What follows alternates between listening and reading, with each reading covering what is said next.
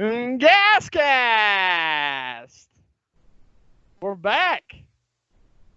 Me and Ricky back in the building. GasCast is back. The crowd's been wanting it. A lot of requests for the return number at least 6 in the last at least 7 episodes. So, a lot of returns, but also that's a lot of hype, dude. Every episode is like something to look forward to. So anyway, we're back. Hopefully for a while now. Hopefully we'll be back and hopefully we'll just keep pumping these out. But you know how our schedule goes, so we'll see. But Ricky, how are you doing today? I'm doing great, man. Just hyped to be back on the airwaves, of course, dude. Back in people's ears. Very, Yes. very exciting opportunity here. And like you said, dude, I was pledging the semester. We've been busy, dude. Hopefully we can get back on a more regular recording schedule as the the playoffs heat up, dude. Because if I remember right, last year we started second semester, like towards the end of the football season. So, maybe we can get back on a regular uploading schedule like we were at that point. Who knows, dude? We'll just have to wait and see. Otherwise, glad to be here, dude. Yeah, I mean, for the audience out there, we always have the intention of making episodes pretty consistently. It's just the fact that our schedules kind of have changed, and they change a lot, and we have different things going on. And like Ricky said, he's doing his pledging, and I've got like an internship going on. So a lot of things in the works for the GasCast here. But we're back. Happy to be back, hopefully for long, like I said before. So, Ricky, what do you want to get into first? Dude, I've not even looked at an agenda or any type of thing for this episode. But I mean, we all know what's going on, dude. The NBA, about 16 games into the season now. So we've got a decent, nice sample size there. You know what I mean? And to talk about some teams there, especially the teams from LA, dude, especially them. And we've also got some, I don't know, dude, college football. Miami sucks. ECU sucks. I love college football, but man, I just don't want to talk about it because it's depressing. The NFL, though, honestly, I prefer to talk about that this year. Okay. All right. Yeah. I mean, I kind of have some things written down for us to talk Obviously, about. I'm always down. I'm always down to talk about college football, always, dude. But I just haven't. When your team sucks, it's hard to. I don't pay as much attention to like the national landscape because I'm so busy scrutinizing my own team. You know what I mean? Yeah. Yeah. Well, that's how it When goes. your team is good, you start looking at other teams and you're like, damn, these guys suck. You know what I mean? Like, but I can't. When you can't talk shit about any other teams, then you know what I mean? With the Dolphins, they're bad on purpose, so I feel like I can talk shit about everyone's team because, like, I don't have the expectation that my team will be good. But the Canes, I thought they were going to be good this year. They suck, so I can't talk about anything. So it sucks. Yeah, I thought real sad time for us to be fans right now. It seems like. Yeah, it's tough, dude. I thought we were going to get back on track as far as the Canes are concerned. Looks like they were turning the page a little bit mid-season. And then the FIU game comes, and we still haven't talked about that, dude. Tough loss, to say the least, dude. Tough loss. Fuck, man. What the fuck? Just like, what the fuck? Seriously, like, I don't even want to go on that because that would become the whole episode, dude, if I started talking about that. I mean, it's been tough for both of us, dude. I mean, Dolphins and the Canes, and then you like the Redskins. I mean, the Pirates they've had some bright spots this season. No doubt they've played some close games. And got the win over UConn. But, I mean, I think this goes for the Canes as well. I mean, I believe in what they're building, dude, over at ECU. It's just, we're not there yet. Not much tangible shit to look forward to. Yeah. Well, I had the pleasure of interviewing Mike Houston today.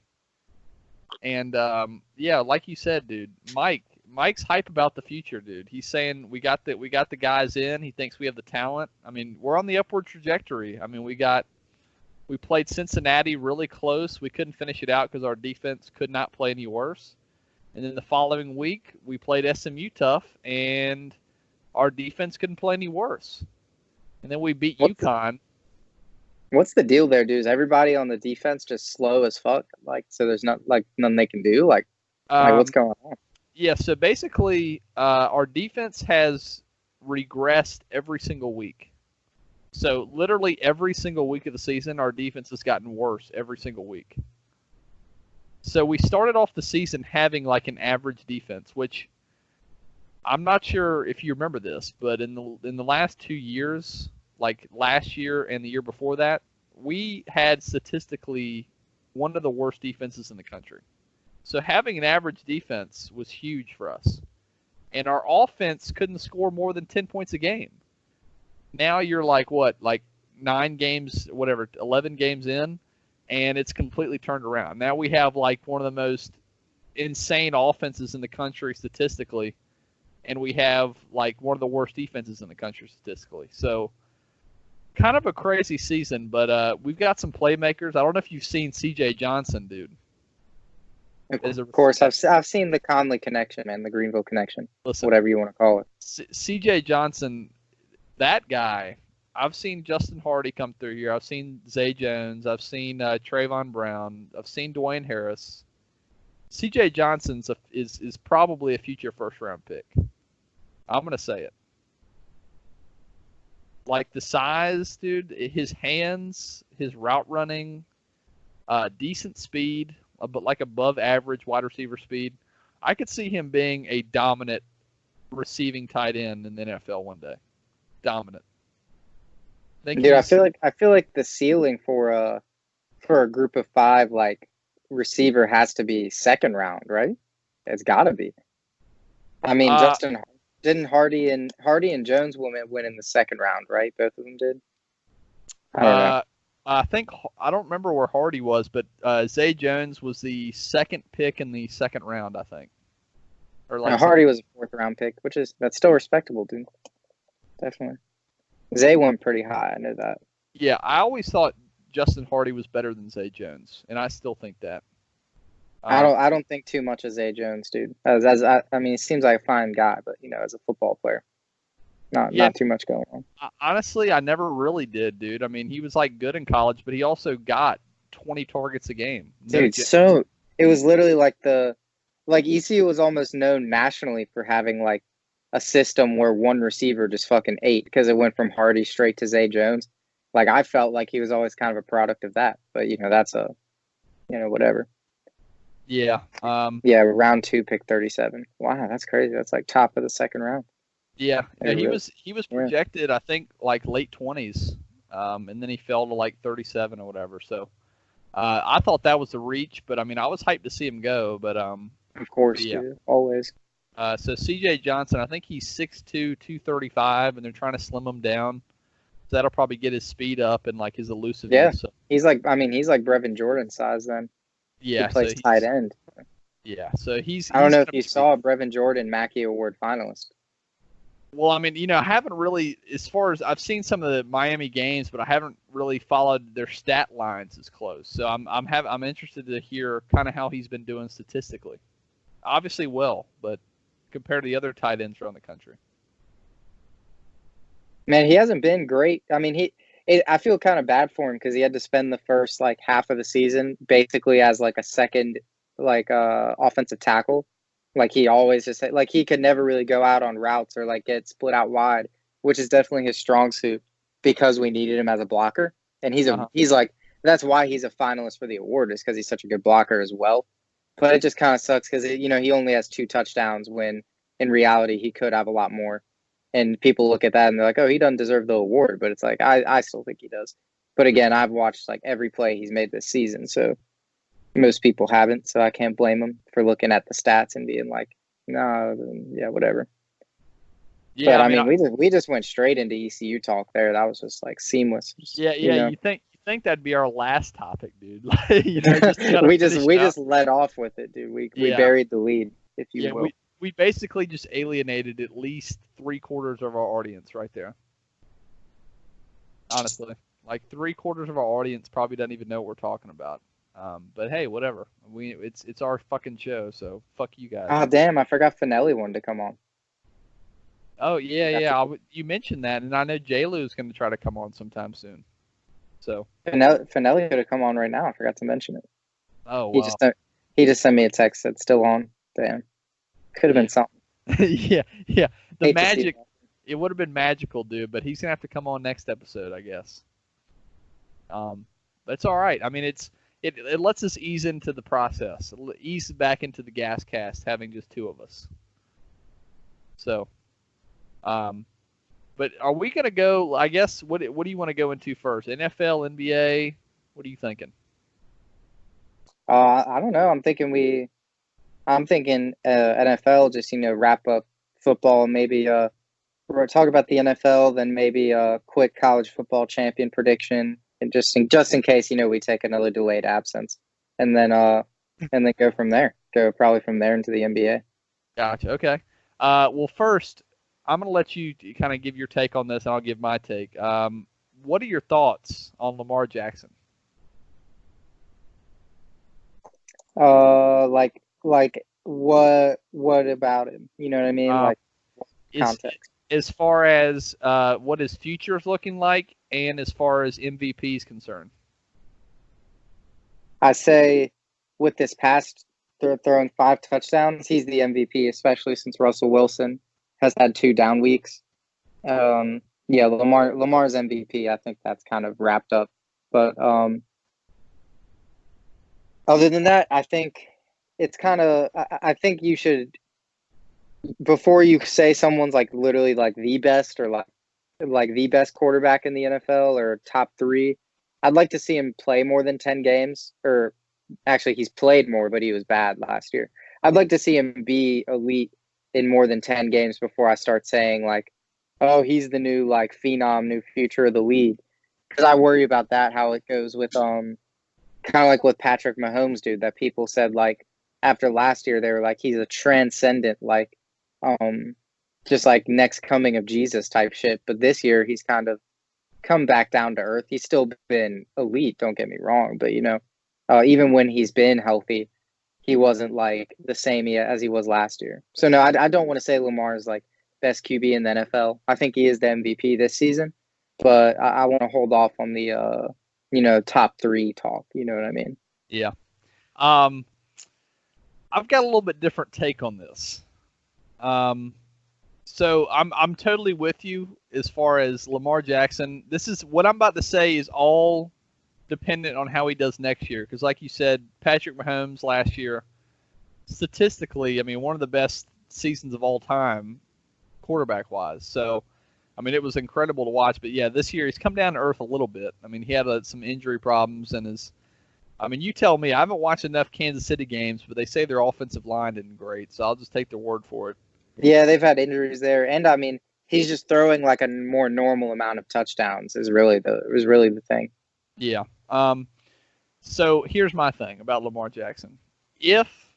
Which is a big if he finishes out the season strong, does his thing in the playoffs, maybe wins a game or whatever, and then next year he puts up similar numbers, I think we could be looking at the Michael Jordan of the NFL.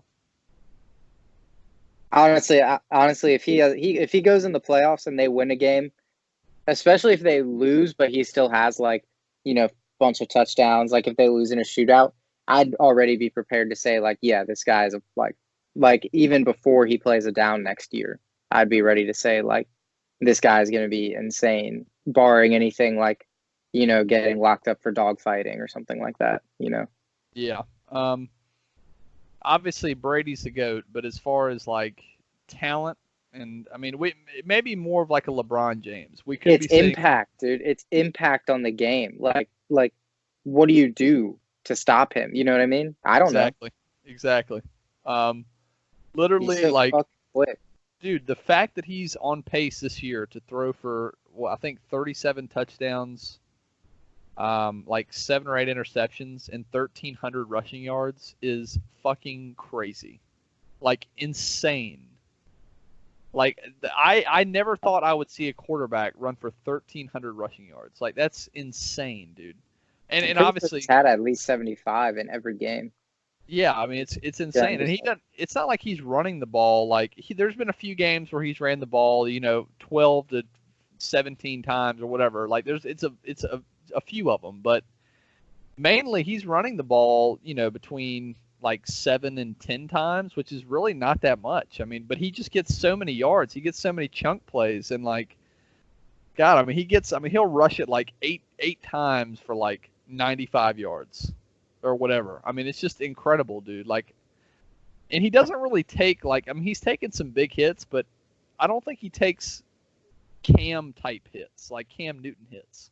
Like you watch Cam Newton, I've watched some like a bunch of Cam Newton games over the years. Cam Newton every single game takes like 3 huge shots, like huge shots, and I don't see that from Lamar, dude. I think he plays pretty. I mean, he plays pretty safe from what I could tell. I think he's gonna have a good career, but it all comes down to next year, dude. Before I say anything about MJ and Lamar in the same sentence, I've got to see next year. I've got to see if he does something like this next year, it's over, dude. We're seeing like the next face of the NFL, no questions asked. Not even a debate. It's going to be him. And I also wanted to transition a little bit to this is kind of off topic, but some Kyler Murray talk, dude. Because I think that from what I've seen from Kyler Murray this year, they kind of go hand in hand.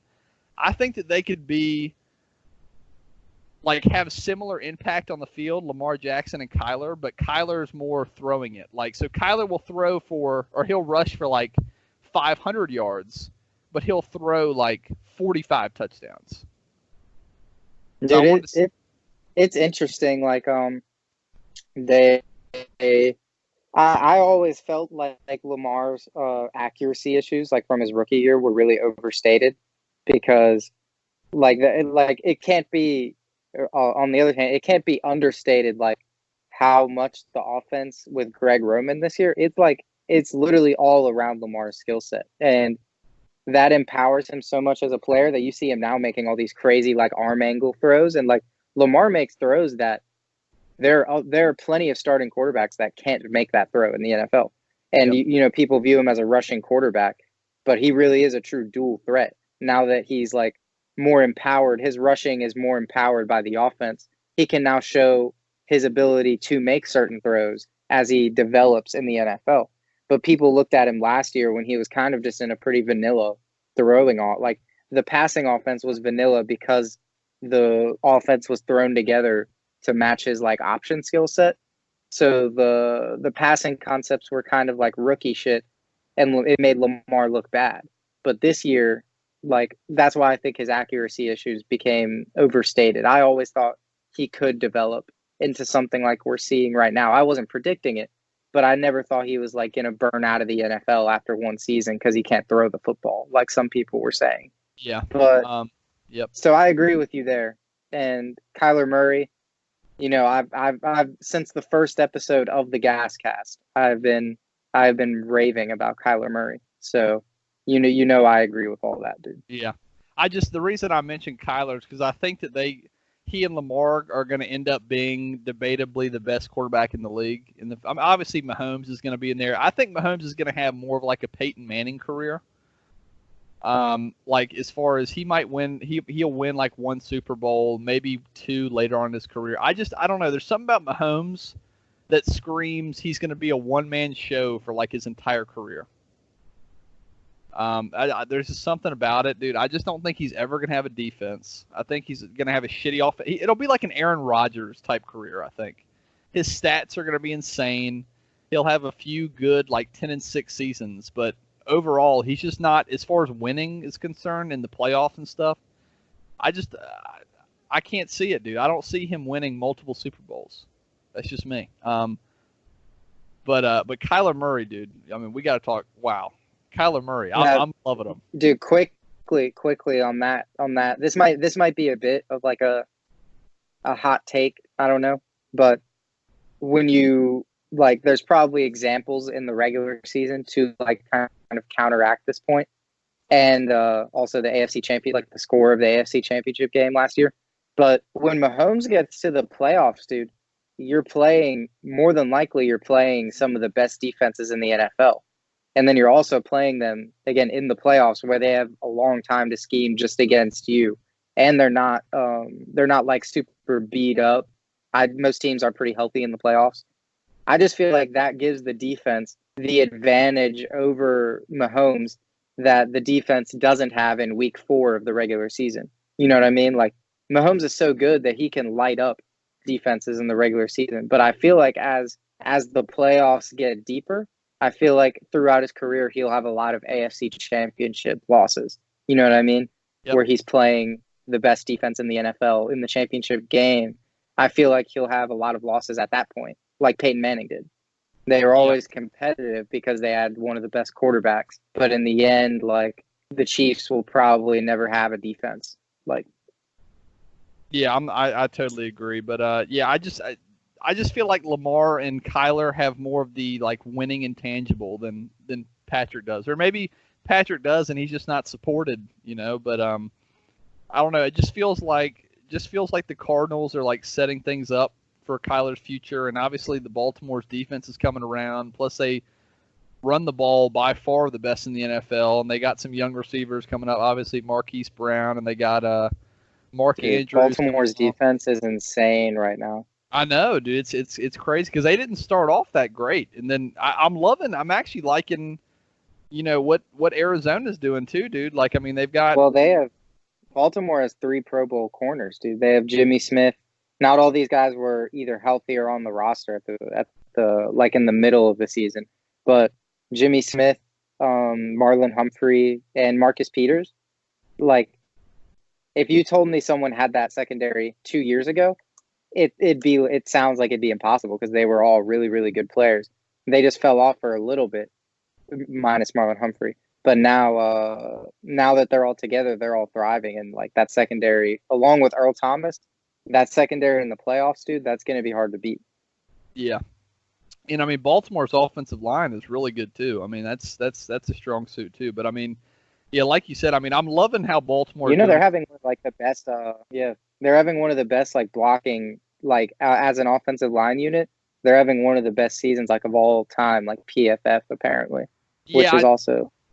Yeah, I didn't see that, but I just know that I've just heard and like seen some really good play from them. So but yeah, no, I love what Baltimore's doing though. I mean, not paying C.J. Mosley, and I think they let a few other guys walk. And I mean, it's just I just feel like Baltimore is going to be so good for so long, dude. I mean, it's going to be fun to watch. And yeah, I mean, I'm a big John Harbaugh fan too. So I think the Ravens are going to be good for a long time.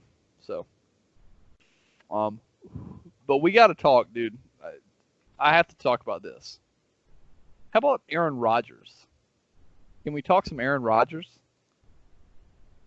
Hot takes only. I mean, I don't.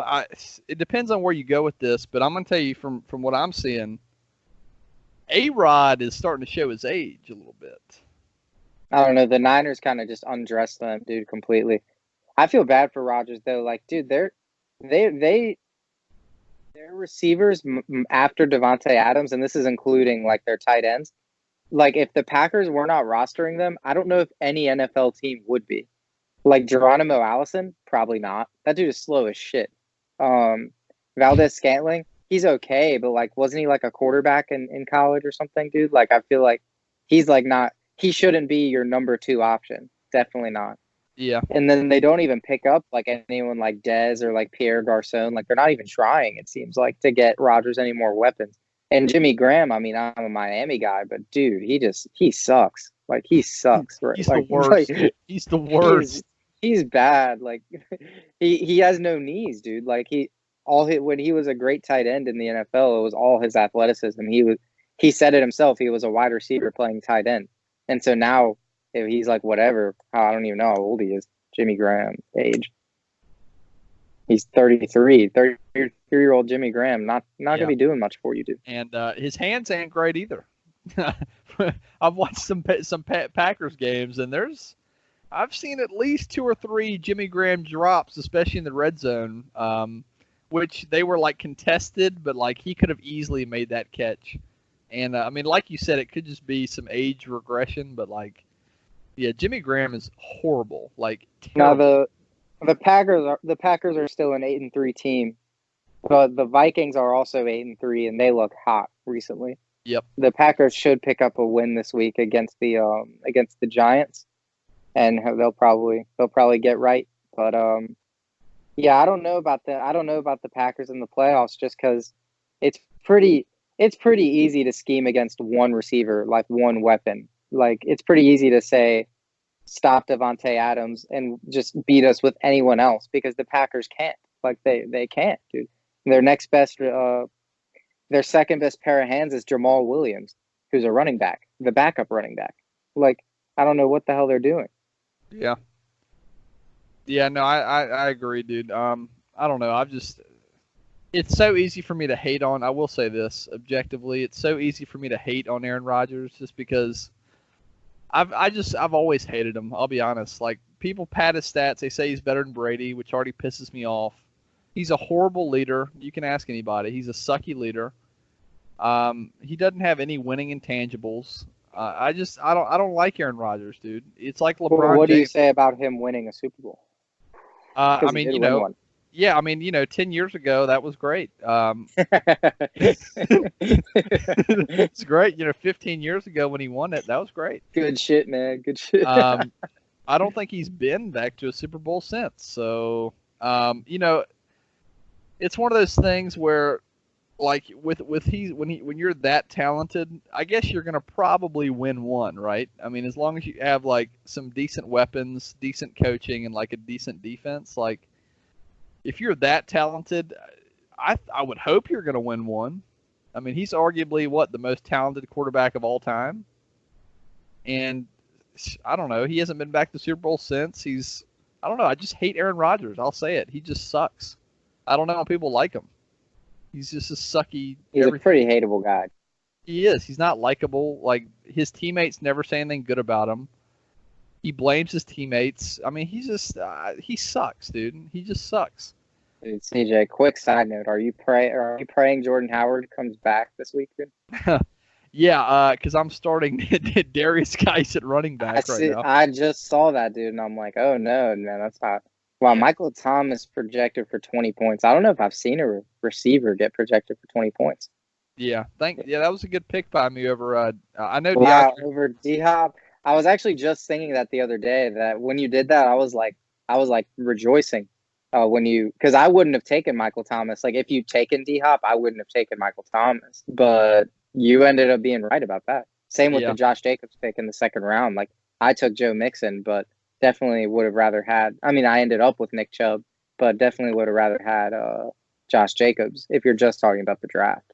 Yeah, it's funny, dude. It's one of those things. It's just like a gut thing. Like I'm historically crazy, amazingly good at fantasy football for some reason. It's not like I study up on everything. It's just basically all gut. Like I basically take into account what my gut's telling me. The talent at his position, and that's basically it. Like for example, like for Josh Jacobs, here's what I'm saying: like talented guy in the first round, they're gonna want to play the hell out of him. John Gruden loves to run the football when he can, like when he has a good running back. I mean, and Derek Carr is not exactly like he's okay, but he's not gonna he's not gonna blow everybody away. And you look at the Raiders' running back depth. I mean, basically non-existent. I mean, so I'm thinking as long as Josh Jacobs remains healthy, he's going to be getting 20 carries a game. So, honestly, I think the Michael Thomas pick was crazier at the time than the Josh Jacobs pick. Honestly. Okay. Yeah. I mean, I think that was more of a hot take, but it ended up being right. So there you go. Yeah. Well, that's but another thing. I think at the time, people were high on Josh Jacobs, but like I don't know if like not many people were hearing the fantasy argument over DeAndre Hopkins. Yeah. No. I honestly, it's not even hindsight or anything. At the time, I thought it was clear as day. I mean, it wasn't even a question. I just look at the Texans, and it seems they spread the ball around, especially in the red zone. They got Will Fuller. If he's healthy, they like to give it to him. Kiki Kuti. I mean, he was utilized a lot last year. I mean, Deshaun Watson likes to throw the ball to tight ends in the red zone. They run the ball a lot in the red zone. I mean, I don't know. the Saints obviously run it with Kamara in the red zone, and they got Latavius Murray and stuff. But you look at the depth at wide receiver for the Saints. I mean, Traquan Smith is okay. Ted Ginn, he's like old as hell. Basically, not much depth at receiver for the Saints. And when you look at how much fucking Drew Brees throws the ball to Michael Thomas, that was probably the biggest thing. Drew Brees, like, he literally just he forces it down Michael Thomas's throat, dude. Like, if Michael Thomas wasn't on the field with Drew Brees would literally be like horrible this year. Terrible. Now, CJ, I do have to ask you, dude. You're sitting at 6-6 currently.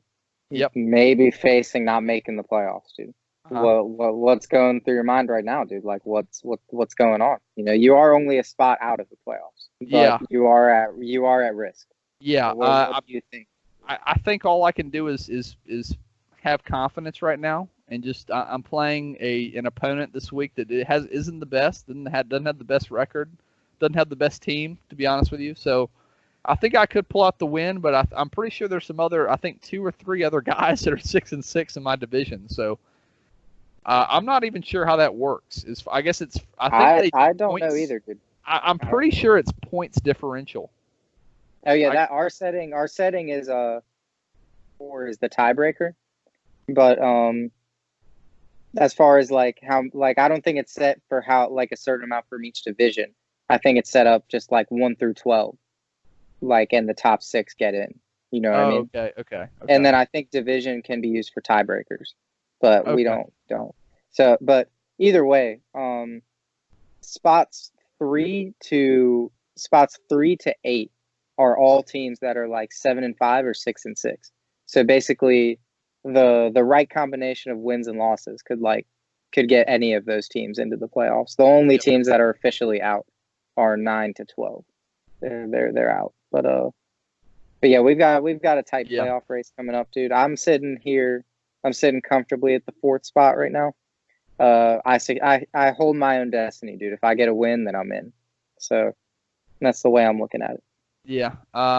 I honestly haven't really looked at what it's going to take for me to win, as far as like if this person has to lose, this person has to lose, this person has to win. I mean, stuff like that. But I'm just That's too much for my old brain, dude. What I'm going to do. Feeble brain. Yeah. So I'm just gonna play my week, play for a win, and then I'll look afterwards. That's what I've got some tough start sits, dude.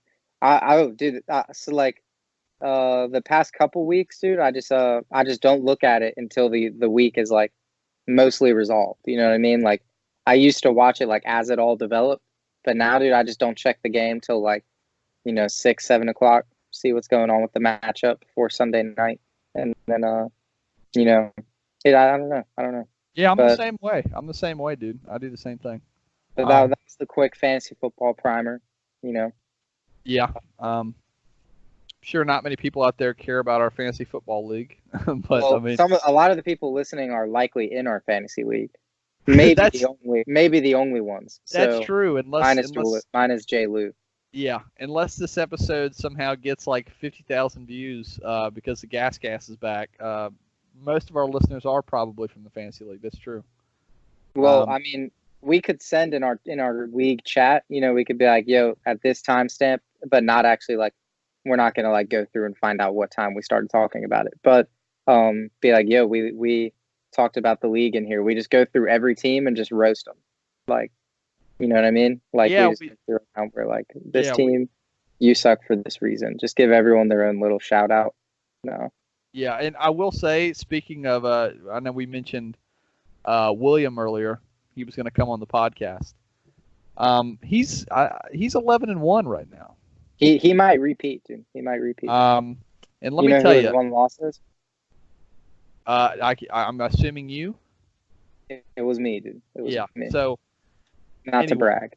Yeah. Please don't brag on the GasCast. This is a very conservative podcast.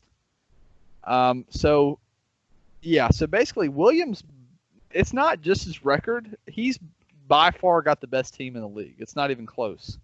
Dude, it was the same last year. I mean, I don't remember if he came in first or second, but he won the league and he had by far the best team. So like, there was no really like from from almost the beginning of the year, it was like, yeah, Finelli's going to win. He's got the best roster. I don't know how he drafts so well, and he usually makes like one trade like at some point in the season that really puts him over. He traded for Odell. He traded Darren Waller for Odell, which is looking like a pretty decent move to end the season. Yeah, that was stupid on Ross's part. Idiot. I guess he really needed a tight end, dude. But Darren Waller's been playing like ass. So, I mean, I wouldn't have done it. But, hey, I can understand wanting to trade Odell, though. Like, just because he's been so – like, if you've had him all season, I'm sure they're just done with him at this point, dude.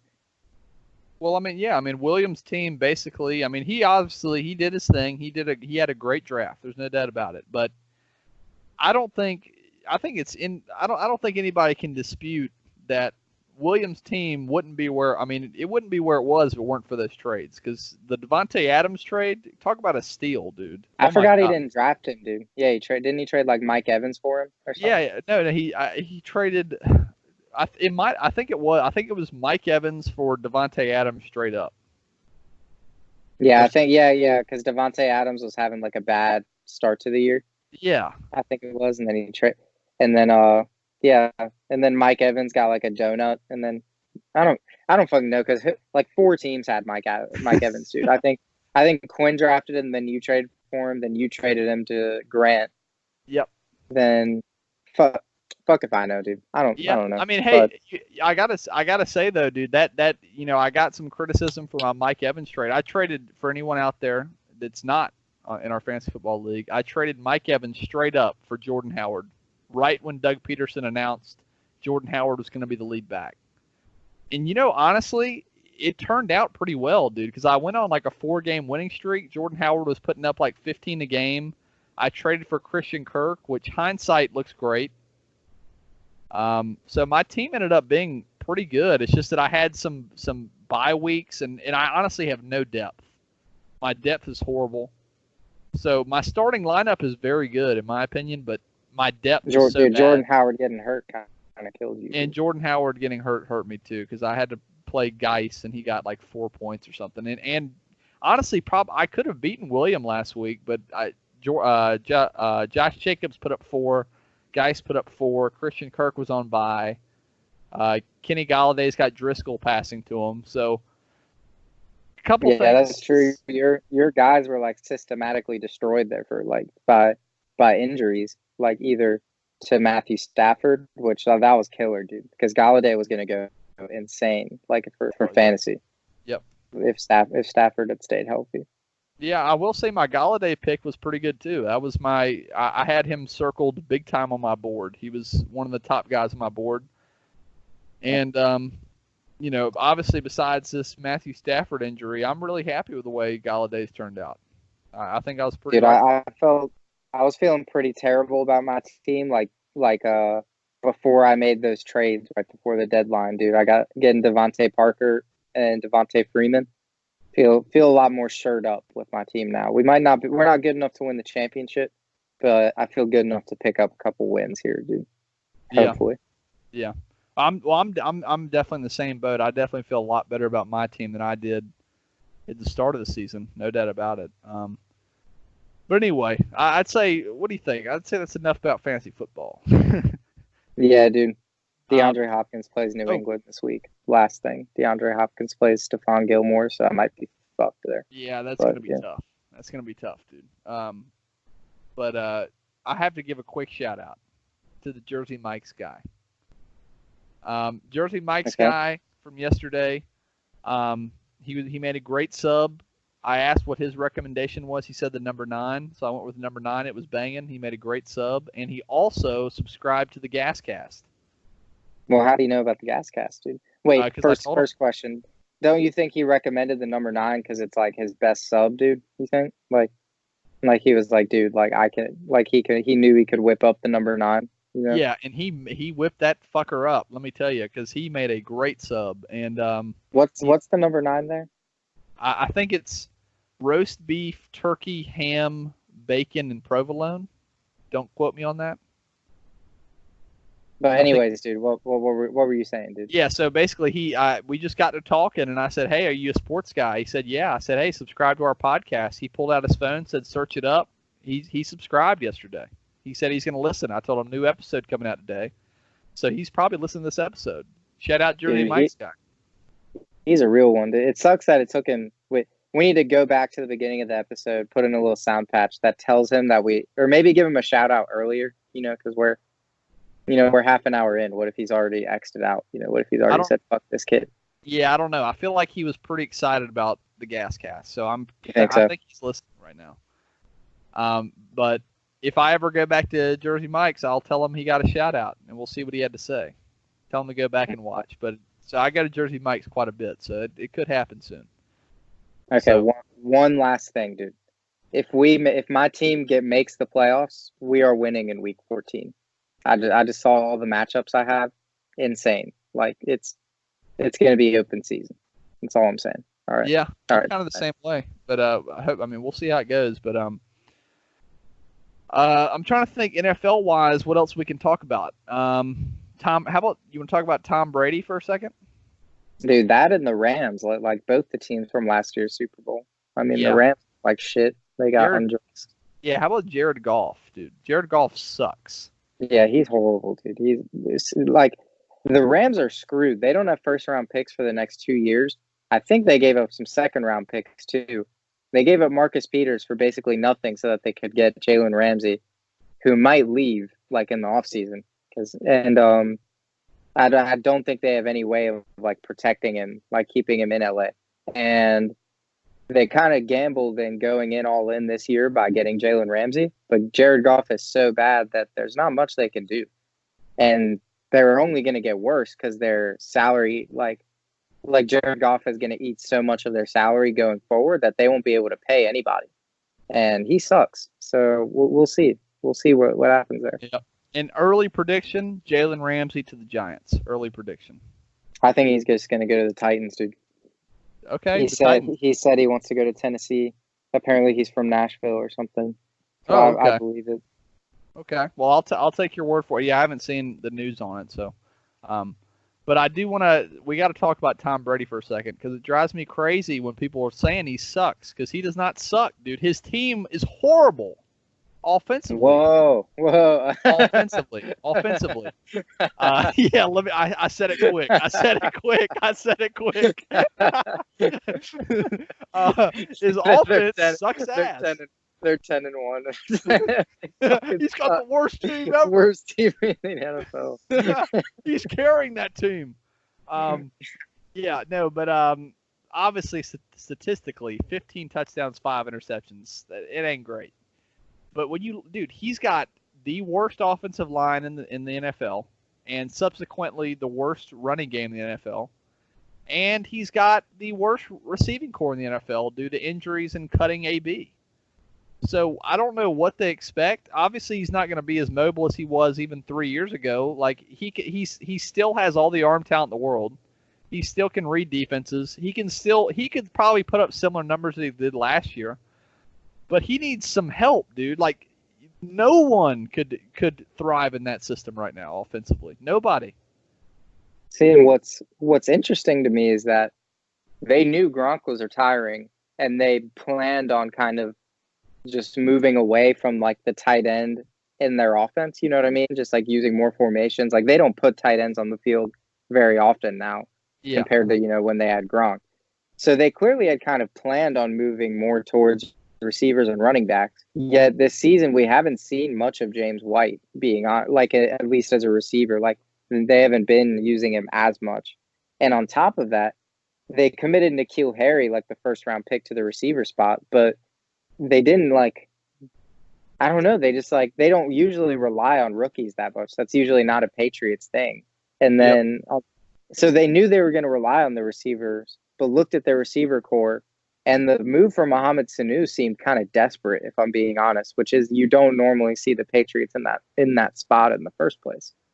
Like that, they suffered some injuries on the offensive line, which has kind of hindered them in that regard. But I don't know. It's just they have undrafted rookies like Jacoby Myers, who's looked good at times, but he's taking significant snaps and the offense isn't doing much from a production standpoint. So you can kind of chalk that up to the talent on the offense. So I agree with you that there's not much.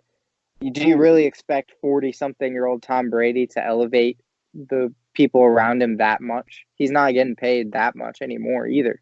So like you could have other people in the offense. Like I don't know.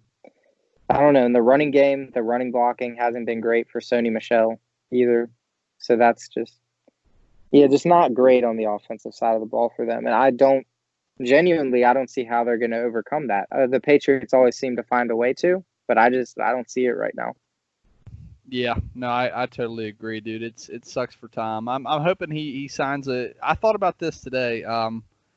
He's definitely going to leave the Patriots after this year. He's going to sign probably a 1-year deal somewhere. But I thought hard about this. Now, what makes you say that? Because Belichick wants him gone. I think Tom, from interviews, he just seems unmotivated.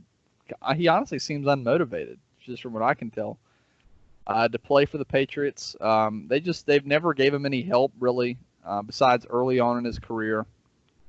I just hate it for him, dude.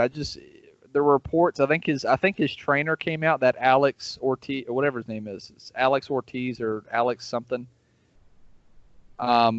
He came out and said I think his trainer was quoted saying Tom's leaving as well. So Tom's out the door. But here was my big thing. Where would he go? I don't know, the right situation for him in the NFL. Like they're like, I guess maybe the Steelers, maybe.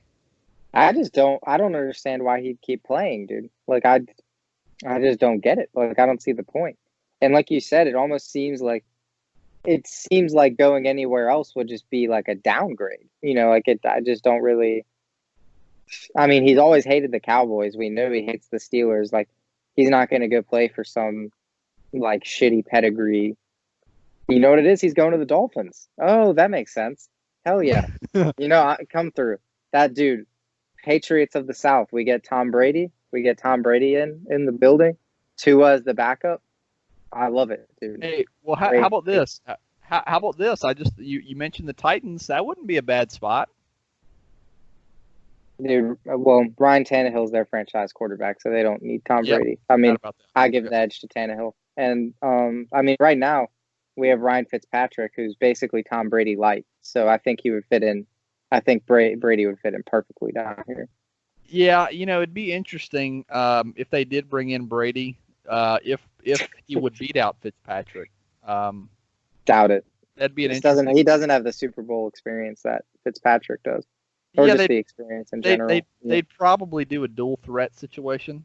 Yeah, they need to give both of them. Because you don't really know what you have in either of them. You need more time to analyze their skill sets. Yeah, they'd probably go with like the hot hand type thing, you know what it is? This would be an unstoppable duo. You get Fitzpatrick for the first half because he goes insane before he starts sucking.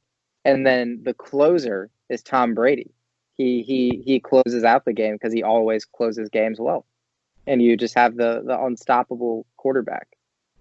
Yeah, that would be good. Or they just play Fitzpatrick through the first half, and then they just bring in Brady in the second half.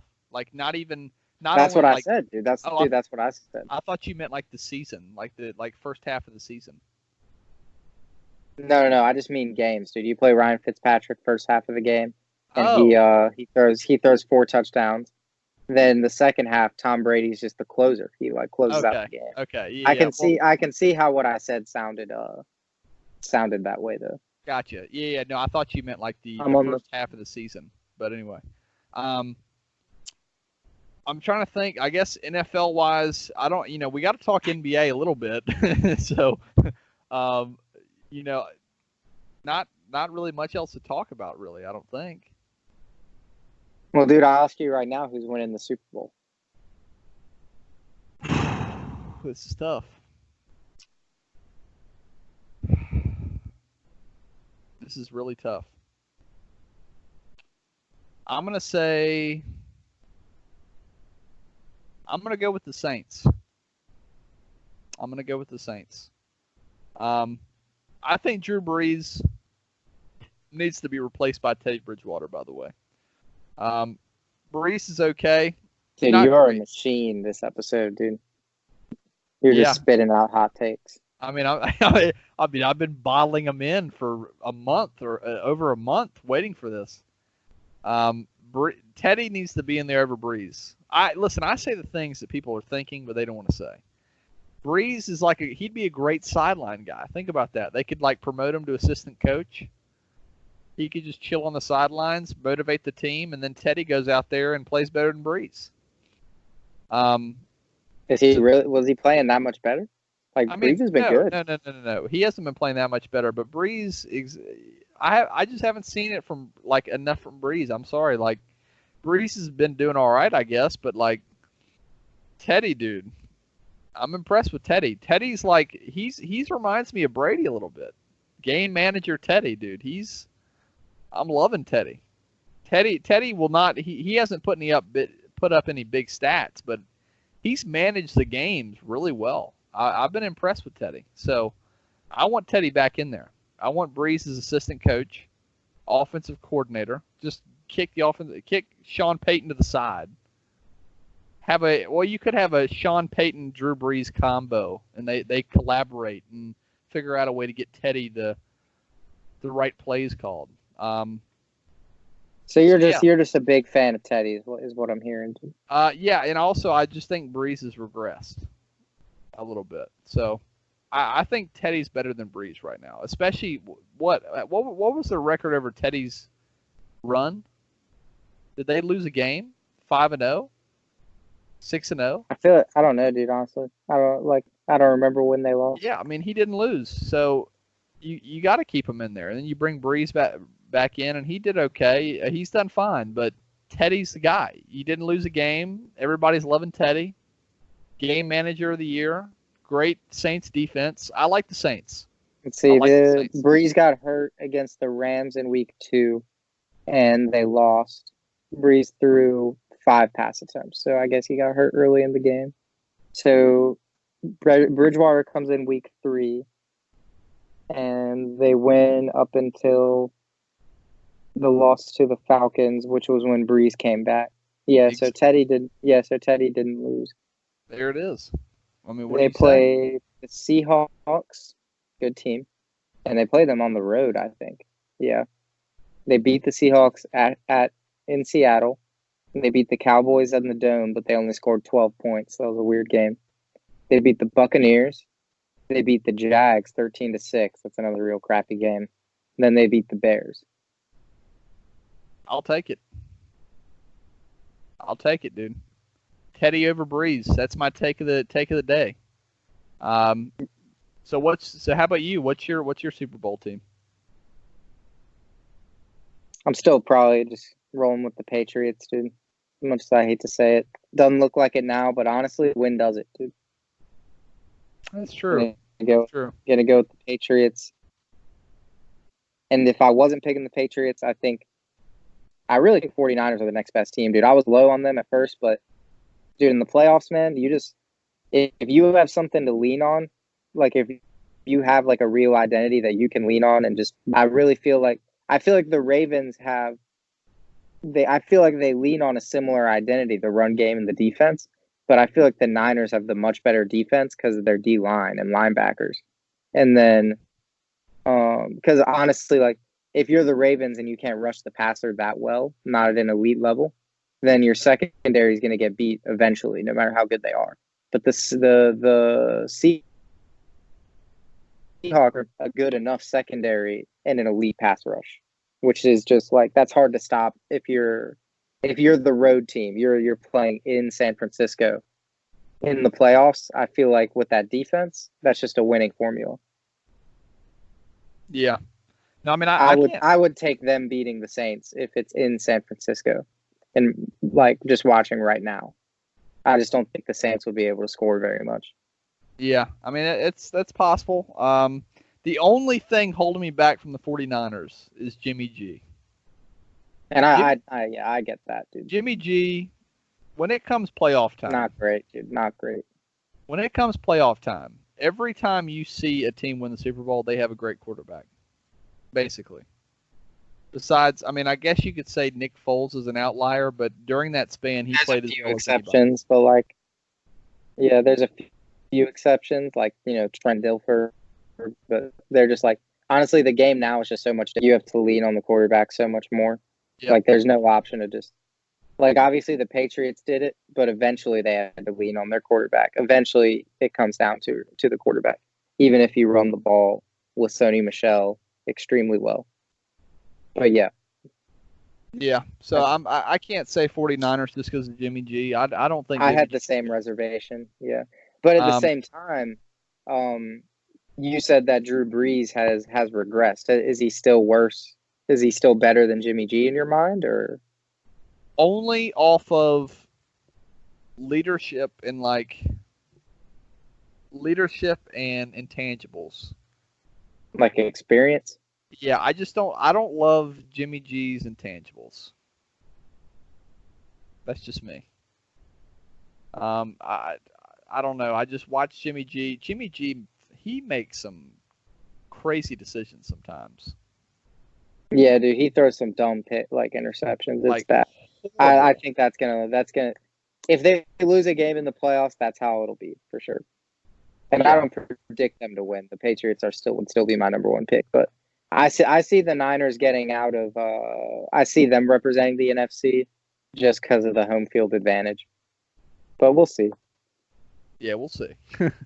It's gonna be good it's gonna be fun to watch though. I mean, there's a lot of wild cards going into this playoffs. So I'm excited. It's exciting because at the first 6 weeks, it seemed like it was just the Patriots and there was nothing else to really be excited about. But I don't know. The Ravens beating the Patriots seemed like I wouldn't predict them to beat the Pats in the playoffs, but it seemed like they'd at least have a chance, more of a chance than I was expecting, just because Lamar is that good.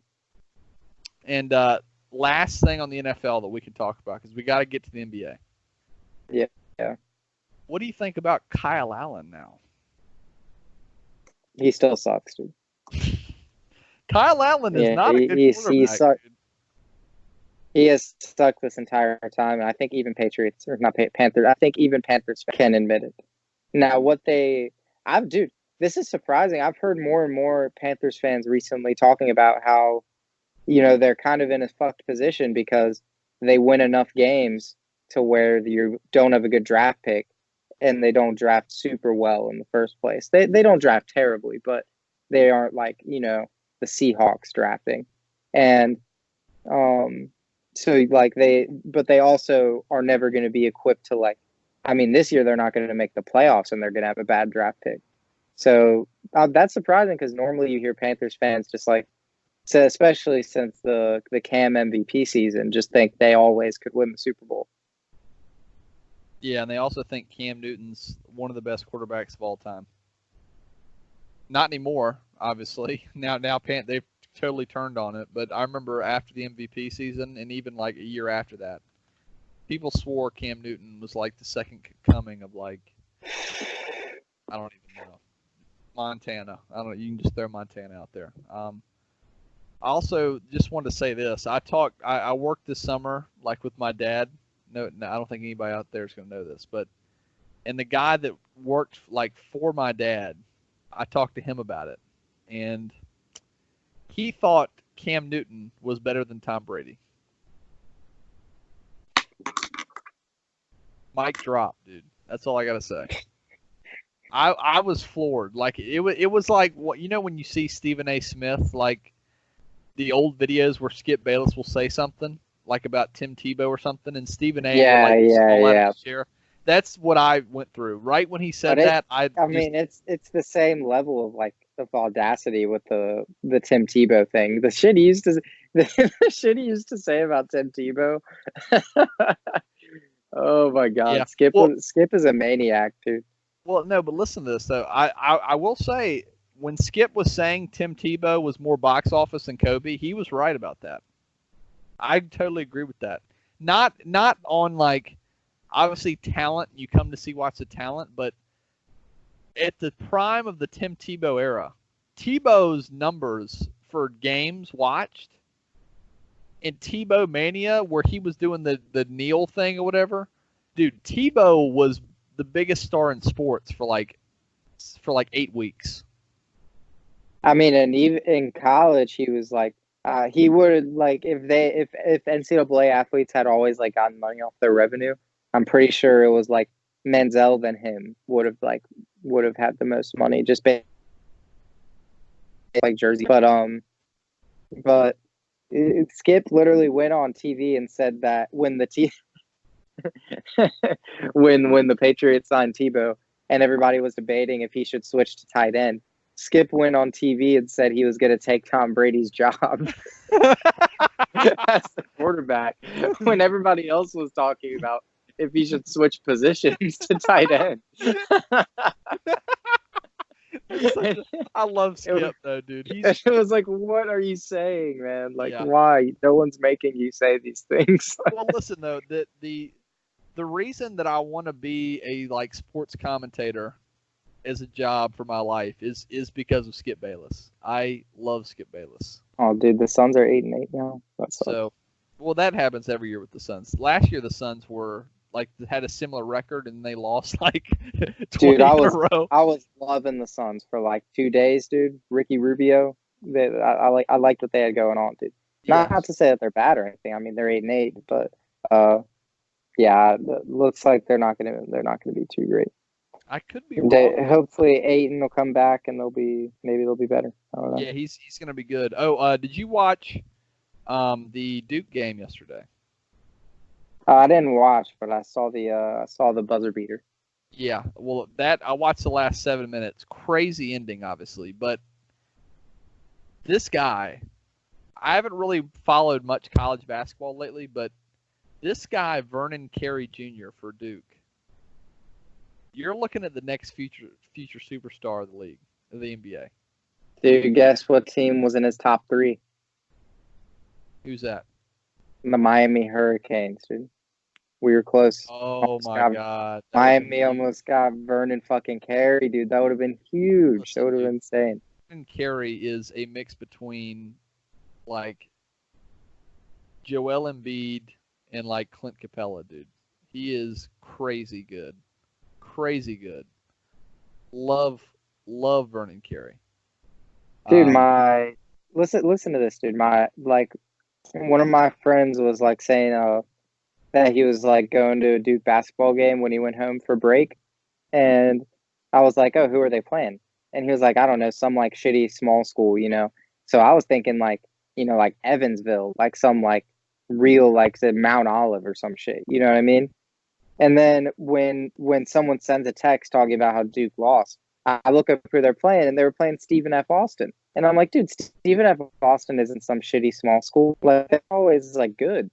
Yeah, exactly. And it's just like Dayton. I don't know if you just saw, but Dayton almost beat Kansas. Yeah, I think they ended up losing by 6 in OT. But it's, I mean, dude, just because it's the audacity of Duke fans, dude. Like if you're a team that, like, I don't care what 32 teams you're playing, honestly. If you are a Division I college basketball team and you are playing 32 games and you're winning 28-31 of them, like that means you're good, dude. Like, it doesn't matter who you're playing. Like, that means you could go out and beat anybody. Because basketball is more about who you are as a team than who the other team is. Honestly, it has a lot to do with how you play as a team. Yeah, and if they win 20-something games, then they're a good team, no doubt. But I just thought Duke fans talking about a program like Stephen F. Austin, who's a good program, as you know, just some like as if they're just like some shitty, you know, I don't know, Wofford or some shit. I don't know. Wofford's got a good team. They're good. A good team. I know they were in the tournament last year or something. So we gotta veer back on track here. So let's talk NBA. Who is your early season MVP pick? Dude, I don't know. I've seen so many like names thrown out there, dude. I know Giannis is going crazy. I know Luka's going crazy. I mean, you know, mine is either Kendrick Nunn or Kelly Olynyk. But yep. Can't dispute but, that, dude. I don't know. I guess I would just say Giannis, but I mean, you know, James Harden is always a good pick too. I like that. Shit, what's Anthony Davis doing if they're fucking 15-2 like that? Nothing you got. It's either LeBron or bust. AD ain't winning it. That's weird because isn't it usually like the guy on the team with the best record? Like, isn't that usually who wins? Yeah, it's in recent years it seems to be that way, but I don't know. I don't think LeBron's putting up good enough numbers to compare to Giannis or James Harden. I mean, especially Giannis, dude. They have like what the second best record in the league, and he's putting up 32, 14, and 6. Like, Giannis is the MVP right now. Harden is a very, very close second in my book. I didn't know the Bucks had won 8 in a row, dude. Yeah, the Bucks have been playing really well lately, and I think he just put up 50 last game. Giannis did. Yeah, he did. He made a couple threes. Yeah. So, and LeBron to me is a very, very, very far back, like 5th place MVP vote guy. Unless the Lakers win like 70 games, LeBron should not win MVP. I just can't say it, dude. He's got a good, like, I don't know. He's just got a good team around him. He's got AD with him. I'm more of a fan of the solo act guys. Giannis, even though he's got Middleton, even though he's got Bledsoe, solo act. He doesn't have a superstar with him. Harden, sorry Westbrook, maybe 5 years ago, solo act. And Luka, give me a break. Give me a break, dude. Luka does not leap off your. This is going to be a hot take, by the way. Very hot take. I don't love Luka. I don't love Luka Doncic. I'll say it. I like Trae Young better than Luka Doncic. Obviously, Luka Doncic isn't bad. Obviously, he's a very good player if we're being technical and objective. But as far as transcendent and MVP caliber and the next number one player in the NBA, no way. No way, dude. As far as, is he a top 10 player in the league right now? Absolutely not. No way. I don't like Luka Doncic right now. I'm sorry. I'm not a Luka fan. I watch him. He doesn't leap off my screen. I don't love Luka Doncic. He shoots, I think, 30% from 3. He jacks them up like you wouldn't believe. I just don't see it, dude. I'm sorry. He puts up the stats. Yeah, he puts up the stats, but if he didn't have the stats, I wouldn't know that. I mean, he has the like the quietest stats I've ever seen. Like, you watch Luka play, you just don't see it. To me anyway, you don't see transcendent player. So because he's not black, dude. You're racist. Yeah, that's part of it. That's part of it.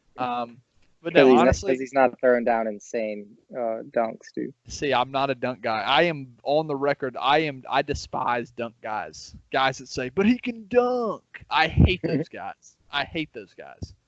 Trae Young to me is better than Luka Doncic. Vince Carter is my goat, dude. I think people. I don't think that's an absurd opinion. I feel like there's like a lot of people who love Trae Young. Trae Young is like, people have said that both sides won that trade. Yeah, I'm just telling you, dude. Trae Young, whoa. Trae Young is insanely good. Crazy good. Another hot take alert. Trae Young, to me, is going to be better than Steph Curry. Here's why. Not only is Trae Young going to average 30 points a game, not only does he shoot like Curry, he's not going to have the same field goal percentage from 3 as Curry. However, Trae Young might be the best passer of the basketball I've ever seen. You watch Trae Young play, dude, his court vision, the way, just his passes, the way he finds guys, the acrobatic pass. It's not just, normal pass, not just court vision, but as far as like highlight passes, he can do that too. I mean, probably the best passer I've ever seen. I just love Trae Young. I just can't say enough about Trae Young. So I had to get that off my chest real quick. I don't know if you have any thoughts on Luka and Trae Young, but that's just my thoughts. I mean, addressing the elephant in the room. Trae Young is pretty ugly, dude. What do you have to say like about that? You know, That's the one thing. as far as like defending your goat, dude. I love Trae Young, dude. What am I gonna say? I mean, Trae Young, the man, better than Curry. Hashtag it. I love him. I mean, yeah, and anyways, dude, Tyler Hero. Oh, That's it, dude. That's the whole tweet. That's it. yeah. Talk about. I think he's like the next JJ Redick, dude. Better than Redick. I think he's more athletic than Redick, but man, he even plays defense, dude. Like he does everything. That was a great pick, dude, from Pat Riley. He's already better than Redick. I'll say that. That's my opinion. I'll say it. He's already better. I think Hero's already pretty good. Like he's already pretty like pro ready. He's playing 30 minutes a game, but I think that's kind of understating Redick, dude. Redick's pretty good. Yeah, I mean Redick's good. Tyler Hero. I've seen some special things. He went tit for tat with Devin Booker when we beat the Suns, dude. Like Hero won us that game. Yeah, no, that exactly. No, listen, JJ Redick is an incredible off-balance three-point shooter. Incredible. As far as isolation three-point shooting, though, JJ Redick doesn't take a lot of isolation threes. Tyler Hero is an incredible isolation three-point shooter. He can get a shot off anytime he wants. No questions asked. Nobody can stop Tyler Hero from shooting. Now, whether he'll make it or not, I mean, he makes a lot of them, but I'm just saying Tyler Hero's getting a shot off. No question. Just give him the ball, get out of the way. Tyler Hero's making a shot. Love Tyler Hero. Kendrick Nunn, I know you love Kendrick Nunn. As far as long-term prospect, I honestly prefer Tyler Hero, just because there's a few things about Nunn's game that just pop off the page for me. One, he's shooting 41% from three, and two, he's 50% from the field, basically. So those are two. I feel like when those regress a little bit back to like a normal shooting percentage, he'll be down to like a 15 point per game player, which is still good, but it's more comparable to Tyler Hero. When Nunn was being talked about as like rookie of the year, I don't know if he'll be like that throughout the season. I don't know if he'll keep it up. I agree. Still a good player, though, definitely. I will say, listen, there's no doubt he's a good player, but there's something my eyes are telling me, dude, when I watch Kendrick Nunn. There's something very G League about Kendrick Nunn. I don't know what it is. There's no doubt. There's literally no like that. That's the thing is that was like amongst like Heat fans and the just like people who talk about the Heat was like kind of what jumped off the page is people were expecting Nunn to probably not even get minutes for this team. Like, and he came on in the summer league, so people said maybe he'd get a shot at playing, but no one was expecting him to even have this big of a role on the team, let alone be dropping, 30 points some nights. And so that's why I don't see it as something that's sustainable, because people thought Nunn would be in the G League this year. Like his scoring didn't seem like it would translate to the NBA. And so far it has, but I think it's just because he's shooting at a ridiculous clip from three. Yeah, and also he's not the best in isolation, I've noticed. He's not like a plus athlete, really. Yeah. I mean, he's got bounce, but he's not crazy. Yeah, not the tallest, and he can't drive at all. He cannot drive at all. He can finish. Like what I mean is like in transition, he's a pretty good transition finisher. But as far as isolation, blowing by his guy and finishing over a big man, he's really not good at that from what I've seen. A lot of why the Heat like him is because he tries really hard on defense. It's a lot of like why he gets minutes, because he gets a lot of steals, and that means you get in transition a lot, and that, like you said, that plays into the things he does well. But as far as just like a half court point guard, he's definitely not a great option for that. He's not a great ball handler either. Yeah, honestly, I would go as far as to say I don't know the stats on this. I'd go as far as to say he gets 80% of his points in transition. He's great in transition, but he just I don't see him do enough isolation, enough off dribble stuff. I don't see enough of that for me to say this is a long term NBA player. But as far because I just see in transition like he's the first one running. He's basically beating everyone out. He just has to like blow past a guard, or he'll cut out to the wing and get an open three. I just see a lot of that from him. So I mean, we'll see what happens. I don't see long. I'm with you on it. I don't see long term. Bam Adebayo though is the future of the NBA. Possibly most improved player this year. Really? I Okay. think, being realistic, I think he has a shot at that award. Definitely, he has a shot at first team All Defensive team, at least a team All NBA defensive. Like he has been great, and he played for Northeast Middle School, dude. Once upon a time, at St. Peter's. You know what's funny is he actually went to an ECU basketball game. We were recruiting him, and he was actually there to watch the game. I think we played Wichita State, and I think we lost by 45. Nice.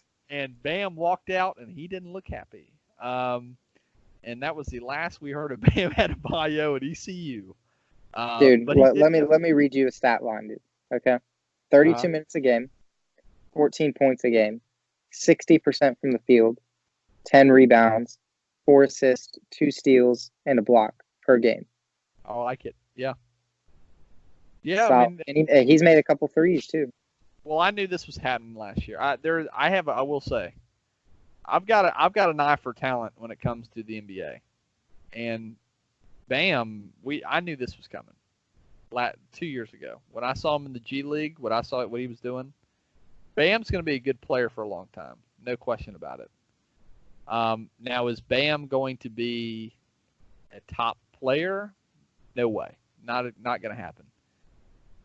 But I mean, you got to be at this point. You have to be like a guard type to do that, honestly, because like Joel Embiid's a hell of a player, and even he's not discussed in top 3, top 5 players. Well, I'll transition it. Is he going to be in the Joel Embiid, Jokic conversation? No way. That's a better way to say it.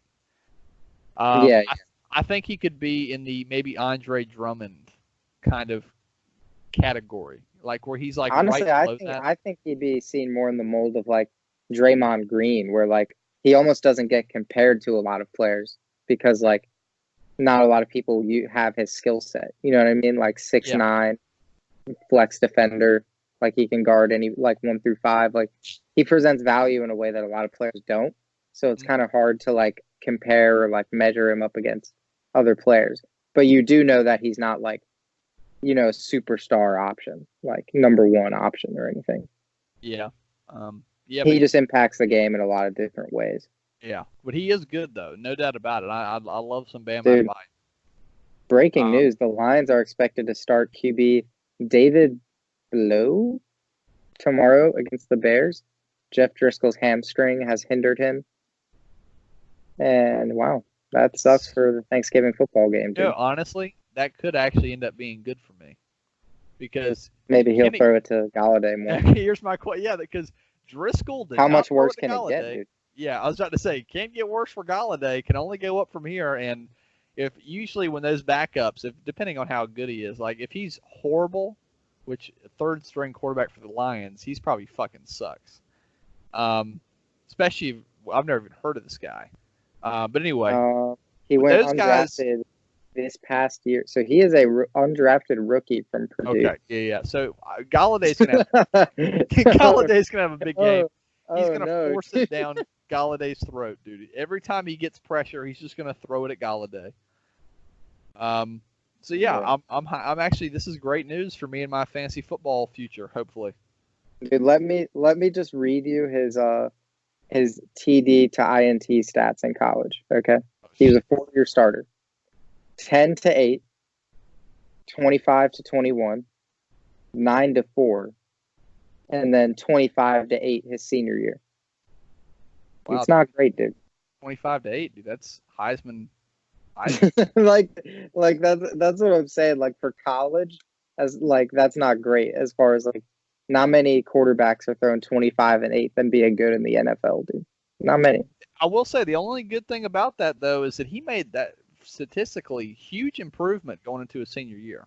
Yeah, dude. Senior year was by far his best year. Also, So I noticed his completion percentage went up by about 9 points his senior year as well. okay. So he really took a leap. So you But could it was at so. you could be seeing like a like one of those hard work guys. You could see like a Duck Hodges here, a game manager. Okay, so I've realized actually this is a huge improvement. He's going to be a great player, dude. He's just I think Purdue was holding him back from being like the next Aaron Rodgers type, dude. This is going to be like Matthew Stafford's getting traded after this guy plays. So what gave you the revelation? Just the fact that he's a grinder, dude. Yeah, I knew it, dude. Like you improved that much going to your senior year. He's a grinder. He's a grinder. What's his name? Dustin Flo or something? Dustin Blow, or I don't know how to pronounce it. Blouga. Yeah, Dustin. I think probably Bluff. Dustin Bluff. Bluff. That's That's Dustin Bluff. I want to put this on the podcast right now. Dustin Bluff is going to be the greatest quarterback in the history of the NFL. You can book it right now. If you are people joked about Tom Brady, dude. Yeah, 6th-round pick. If your fantasy football season is on the line right now, I don't care who you have at quarterback, start Dustin Bluff this week. Period. End of story. Are you going to be doing it, dude? The Bluff Galladay stack? We'll have to see. I'll have to take a look. Everyone else, though, you all do. Yeah. Yeah, especially Quinn, if you're watching this, Dustin Bluff's going to be an NFL. Dustin Bluff's going to be the NFL Hall of Famer. Just trust me on this one. Yeah, trust me, dude. GasCast gives accurate information out.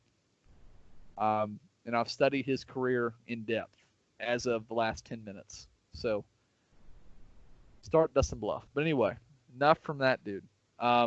That's honestly, I don't know what else we need to talk about. Oh, last thing, I really wanted to mention this on the GasCast because we're kind of stringing this out now.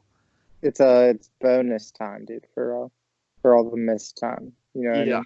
Yeah, we had to add some extra in. It's been a while, so I had to mention this. I think Kawhi Leonard is the greatest defender in the history of the NBA. Big pause. I got to let a pause happen here. You have to elaborate right after the pause for dramatic effect. Yeah. Like that. Like for example, like a Colin Cowherd does, or just a radio guy. They'll like say something like that, and then they'll give like a 5-second pause and then go into it. Kawhi Leonard, I watched him against the Celtics, the Clippers against the Celtics. I think last week or 2 weeks ago. And I've obviously watched Clippers Lakers. I watched Clippers Suns. I watched a few Clippers games. And obviously watched last year anyway. I've never seen someone impact a game on defense like Kawhi Leonard. Kawhi, if he didn't have any offensive game at all, he would be like a top 20 player in the league. Kawhi is the best defender I have ever seen play basketball. Ever. Like he literally, I've never seen someone dominate on defense in basketball, especially in the NBA. It's like impossible. But he dominates. He dominates defense. He is incredible. Like obviously MJ's got to be up there and then throw some other guys, but Tony Allen, shout out Tony Allen, dude. Amazing defender. Kawhi Leonard is the greatest defender in the history of the NBA. That's it. That's all I got to say. Ricky, any elaboration on that? All I can really say is that you saw me play defense on blue team in 8th grade, and you are still like steadfast in this opinion. So And I was a pretty good defender, so Yeah. so that just adds even more merit, to to this Yeah, to that opinion. yeah, and to I add don't to think that, it's a crazy opinion either. I mean, he won Finals MVP. He did have some big scoring games too, in the finals against the Heat, but that was mostly based on the defense he played on LeBron. yeah, um, it's tough. It's tough to say really. It's honestly between Kawhi and Time Lord though. I mean, I think have you you've heard have you have you heard about the Time Lord? I don't think so, I dude. think you have, dude. I Time might. Lord. It sounds familiar, but I don't like. I can't put my finger on. So clearly a joke, but Time Lord is Robert Williams for the Celtics, and he's a second-year player. He was SEC Oh, defensive so player. that's his nickname, dude. That's his nickname. Yeah, Okay. Time Lord. So basically, it started because he would come in. He would play like 6 minutes a game last year, and he would get like 4 blocks, and they would be like insane blocks. So the nickname means he can like manipulate time, where like when he comes in the game, he makes immediate impact plays. Okay. Um, so between Kawhi and Time Lord, best defenders of all time. That's fair. I Yeah, don't know as much about the second one, but definitely Kawhi. Yeah. definitely Kawhi. Third Time Lord in there too, but yeah, I mean, Or don't. I mean, that's fine. You don't have to. But yeah. well, I mean, other than that, are we basically wrapping up here? I mean, Dude, I mean, I think so, dude. Don't have. No, I don't think there's anything left to address.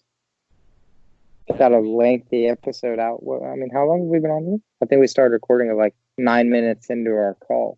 yeah, So we are about hour and a an hour half. an hour and 27 in. So That's a lot of content, dude. That's all I'm saying. yeah, I That's the mean, goal, though. I mean, this yeah, is all 100% free, ad free, dude. God, I mean, we have plenty of sponsorship like offers. We just, we're modest. We like to do this for fun.